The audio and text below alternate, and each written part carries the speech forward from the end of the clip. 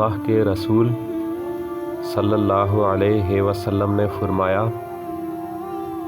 مسلمان کی سب چیزیں دوسرے مسلمان پر حرام ہیں، اس کا مال، اس کی آبرو اور اس کا خون۔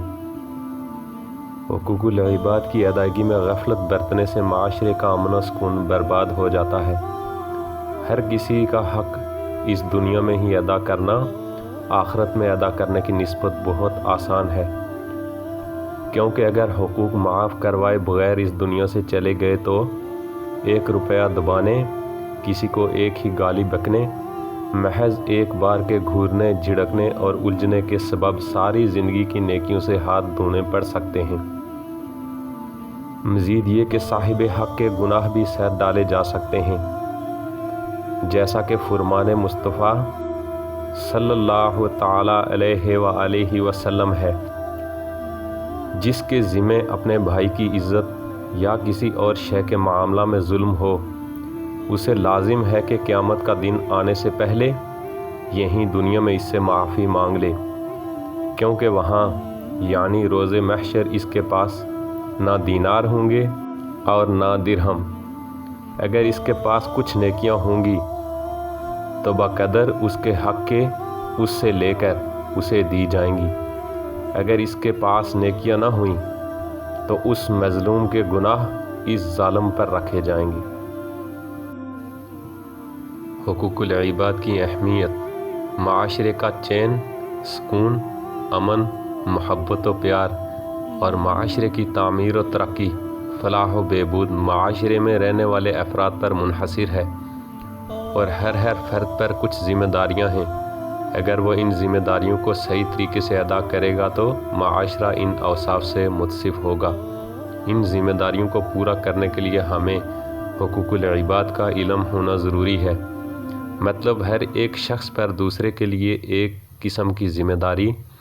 حقوق العباد کی اہمیت، حقوق العباد کی تعریف یعنی حقوق حق کی جمع ہے، جس کا معنی ہے ضروری حصہ، اور حقوق العباد کا مطلب ہے مسلمانوں کے وہ تمام کام اور معاملات جن کا اہتمام کرنا ایک مسلمان کے لیے ضروری ہے۔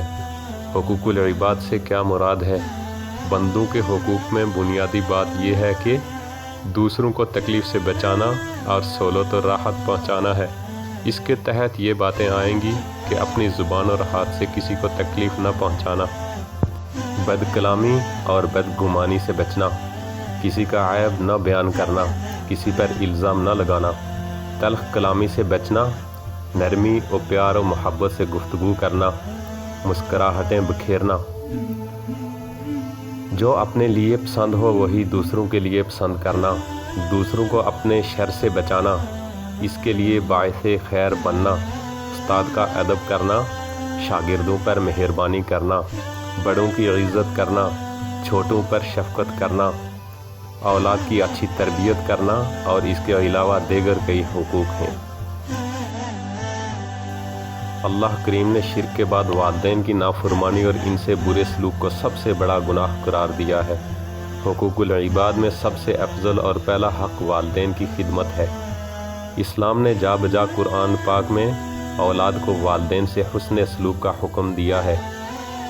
اسلام مکمل ضابطہ حیات فراہم کرتا ہے اور خاندانی معاشرت کو بڑی اہمیت دیتا ہے، اور آپ کے رب نے حکم فرما دیا کہ تم اللہ کے سوا کسی کی عبادت مت کرو اور والدین کے ساتھ حسن سلوک کیا کرو۔ اگر تمہارے سامنے دونوں میں سے کوئی ایک یا دونوں بڑھاپے کو پہنچ جائیں تو انہیں اف بھی نہ کہنا اور انہیں جھڑکنا بھی نہیں، اور ان دونوں کے ساتھ بڑے ادب سے بات کیا کرو، اور ان دونوں کے لیے نرم دلی سے حجز و انکساری کے بازو جھکائے رکھو، اور اللہ کے حضور عرض کرتے رہو، اے میرے رب ان دونوں پر رحم فرما، جیسا کہ انہوں نے بچپن میں مجھے رحمت و شفقت سے پالا تھا۔ آج کا دور ظلم و بربریت کا دور ہے۔ ہر شخص ایک دوسرے کے مال و اسباب کو ہڑپنے اور چھیننے کے چکر میں مصروف عمل ہے۔ بنی آدم شب و روز نیکیاں کم، گناہ زیادہ کرتا ہے، سیدھے راستے کی طرف کم اور برے راستے کی طرف توجہ زیادہ دیتا ہے۔ اس کے دل و دماغ میں یہ بات بیٹھ چکی ہے کہ کہ ترقی کرنے کا یہی ایک واحد اور آسان راستہ ہے کہ دوسروں کے مال کو چھین کر ہڑپ کر اپنے مال میں ملا لو۔ ہمارے مال میں زیادتی ہو جائے گی، ہمارا مال بڑھ جائے گا۔ دوسرے کی زمین کھیت کھلیان کو ہڑپ کر لو، ہماری زمین بڑھ جائے گی۔